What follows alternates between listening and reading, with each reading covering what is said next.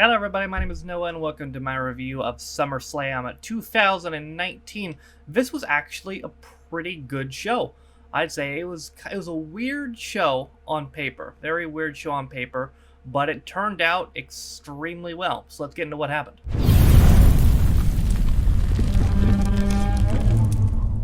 So we started on a pre-show with Drew Gulak versus ONeill for the Cruiserweight title. Usually Cruiserweight Championship matches get at least 10 minutes. They got a little bit less, only 8 minutes and 45 seconds. They put on a decent match though for the time they got.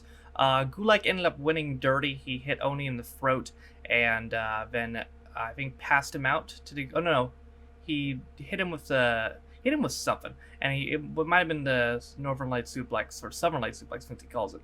And he beat Orkin. They also had a rematch on 205 Live, which Gulak won again. Might have been dirty again, I'm not sure. But now they're going to do like a 5-on-5 match next time. So this feud's still going on. But Gulak should definitely keep the belt for now, so good idea. Next up on a pre-show, these next two matches were added last minute. Buddy Murphy versus Apollo Crews. Buddy Murphy's first match since being called up from 205 Live was on the pre-show of SummerSlam. This could have been something had they been given time. They weren't given anything, though. They got 4 minutes and 20 seconds. Blaze it. Basically, just as it was starting to get rolling, Eric Rowan attacked Murphy and just beat him up, and that was it. And Apollo just vanished, I guess. So Murphy technically wins. Murphy then had an incredible match with Roman Reigns on SmackDown, which was tremendous. It was one of Roman's best matches in a long time. One of Buddy's best matches ever as well.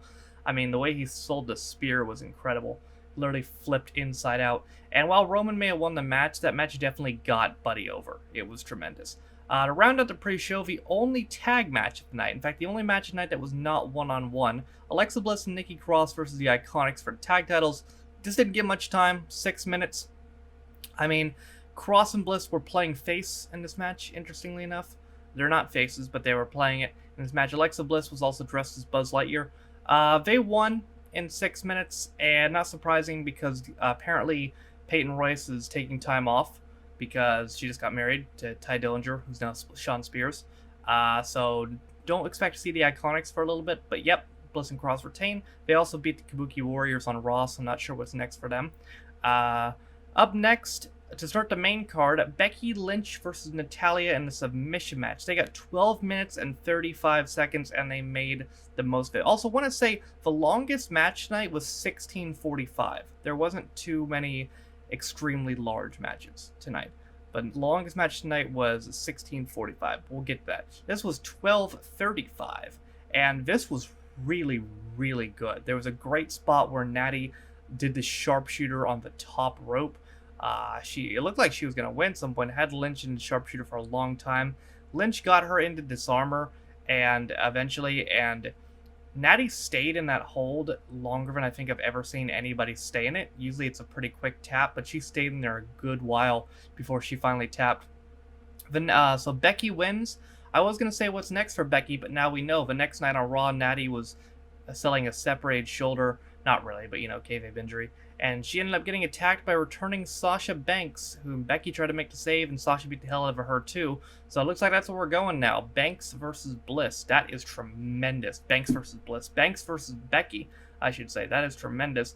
That is exactly the feud that Becky needs. This is exactly what she needs, is Sasha. So I think this is tremendous. The more obvious way would have done Sasha Bayley, but I think this is better. I think this is better, and I think this is going to be great. Imagine a fucking match. It's going to be tremendous at Clash of Champions, which is the next show. Up next, Goldberg versus Dolph Ziggler. We all knew it was going to happen here, but it was actually, I was right. I predicted it would last over a minute, and it did. It was 1:50. Ziggler actually started off and hit a super kick. Goldberg kicked out at 1. He hit another super kick. Goldberg kicked out at 1. He was going for a third one, then he got speared, then he got jackhammered, and that was it.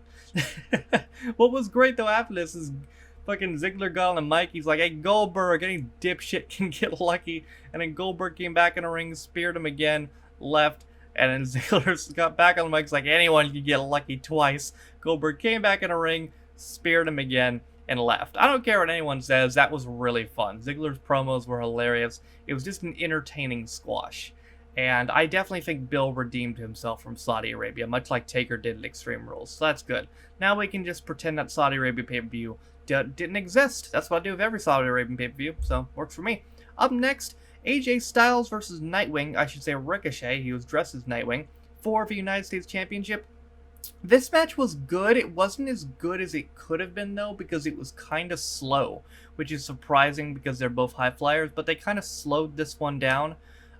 Probably they could be intentional, making AJ work slower, just because his last heel turn didn't work, because he was a heel, but he was like the most over guy on the roster. The crowd just didn't want to boo him. And you can argue it's not going to work again, because on Raw, when he was facing Rollins, the whole crowd was chanting AJ Styles. So it might not work again. But it kind of resulted in a weaker match than it could have been. Unfortunately, Ricochet kind of got screwed again.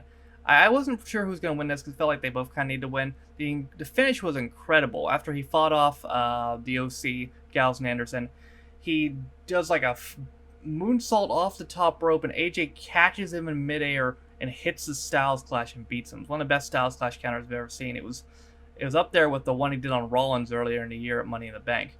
That was tremendous. But AJ wins, retains the title, and I think this feud's over. The next night on Raw, AJ and the OC jumped Rollins. Ricochet tried to make the save but got thrown away. Then Strowman made the save, and next week on Raw they're going to do AJ versus Strowman for the U.S. title. So maybe he's feuding with Strowman now? I don't know. Maybe Ricochet gets one more match? I honestly don't know where they're going to go with it. But up next, Bayley versus Ember Moon. This got 10 minutes right on the dot, and it wasn't very good. Mainly because Bayley can't really work or hang with Ember's style, which is usually pretty fast-paced, and that's not how Bayley works.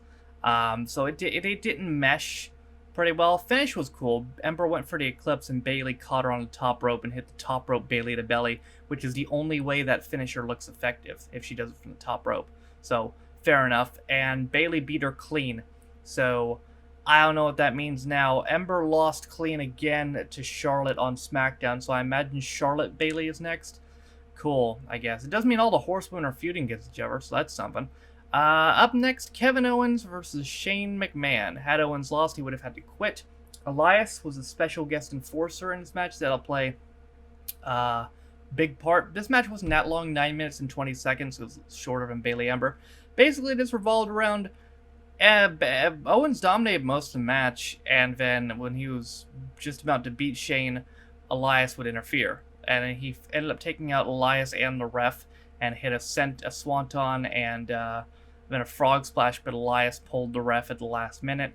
And then... Or did he pull the ref at the last... No. Yeah, he pulled the ref at the last minute, and then Owens took out Elias and the ref.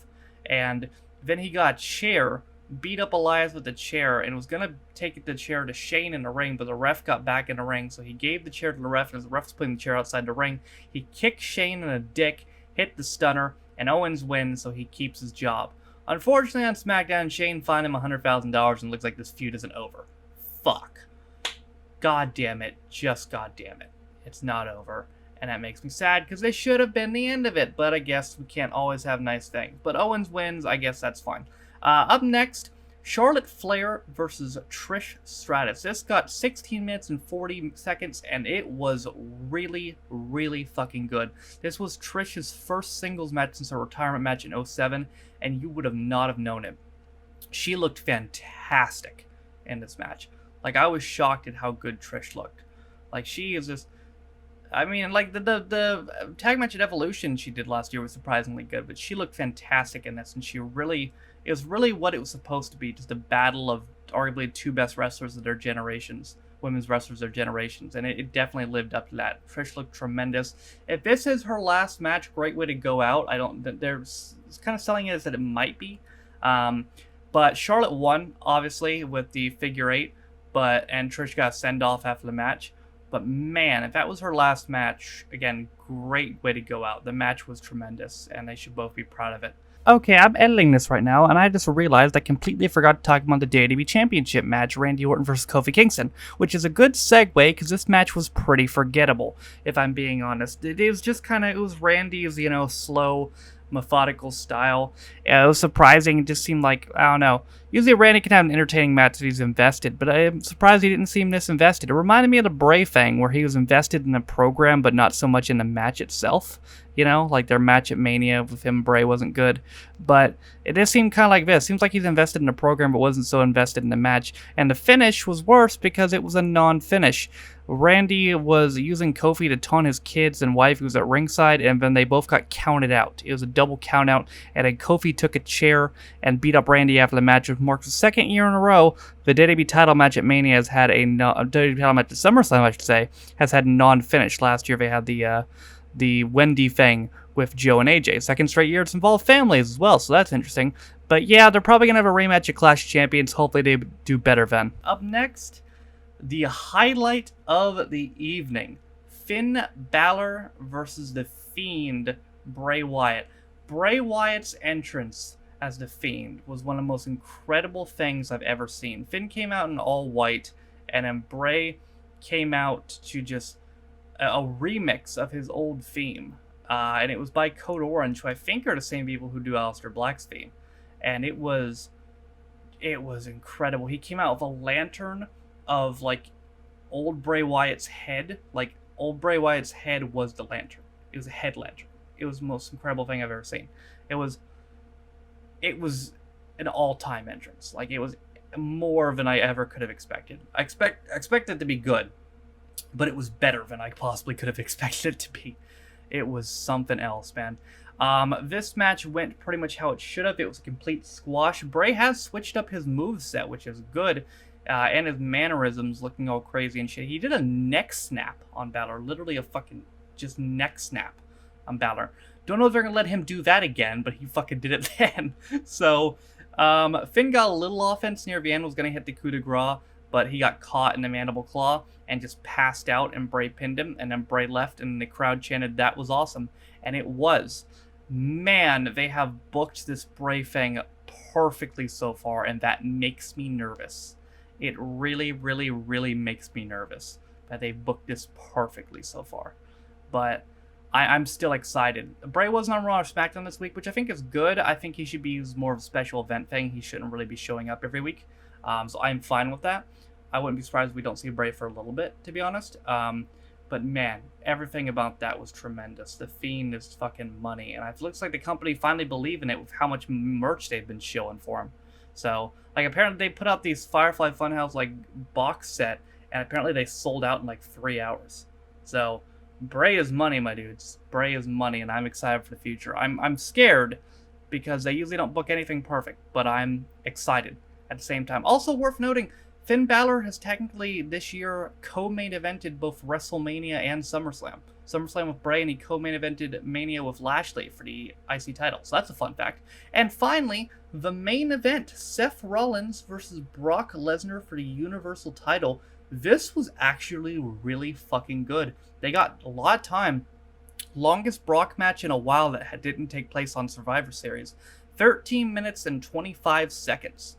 And wow. I mean, this was actually decently even in terms of offense. Rollins hit a curb stomp early. Lesnar kicked out of it. Might have been the first time anybody's kicked out of the curb stomp. Not sure. It might have been. Lesnar ended up, hitting an F5, but didn't go for the pin. It hit Suplex City. Spilled out of the ring until Rollins was able to get him on the announce table. Redid the spot from Rumble 2015 where he dives for the announce table on him. They went back and forth a little bit. Rollins had never stomped. Lesnar kicked out. Lesnar then caught him going for another stomp, going for the F5, and went for the F5, but Rollins got out of it, hit a super kick, hit a third stomp, and much like Mania, it took 3 stomps to slay the Beast, and Seth Rollins beats Brock Lesnar clean to regain the Universal title. Wow. I gotta tell you, man, Brock Lesnar must really like Seth Rollins, because has anybody beat Lesnar twice since he came back? I don't think so. I think he beat Triple H twice, right? He beat Taker twice. He beat Cena a couple times. I'm pretty sure Cena only beat him once. What else? Roman only ever beat him once, and that was at SummerSlam last year. Yeah. He beat Strowman. He beat AJ. He beat Bryan. I'm pretty sure Rollins is the only person to beat him twice. He put Seth over twice. That's tremendous. Technically 3 times if you count Mania 31, although Lesnar didn't take the pin in that. But, wow. I did not. I expected Seth to win, but I don't know if I expected him to win clean, just like that. But he did. What's next for Rollins? Absolutely no idea. But hopefully it's good, and hopefully this title reign is better than his first. His first was weak because he feuded with fucking Baron Corbin for most of it, and they put them together with Lynch as the on-screen couple, and it was awkward, and nobody liked it. So hopefully this second reign is better. I think it will be, all things considered, because you know, no Corbin this time. But that is going to do it with my review of SummerSlam 2019. Again, very good show. I was pleasantly surprised. Very good show. The next show, like I mentioned, next up is UK TakeOver, which is on the 31st. Takes place the same day as All Out. And the next main roster pay-per-view is Clash of Champions on September 15th, exactly a month from today. Well, actually, no, this is going up on the 16th, so a month from yesterday then. As for what's going on in the show, again, probably Banks and Becky. And, oh, they're doing the King in a Ring. They brought the King in a Ring tournament back, and that's going to start this Monday on Raw. And the finals of that will be at Clash Champions. So that'll be fun.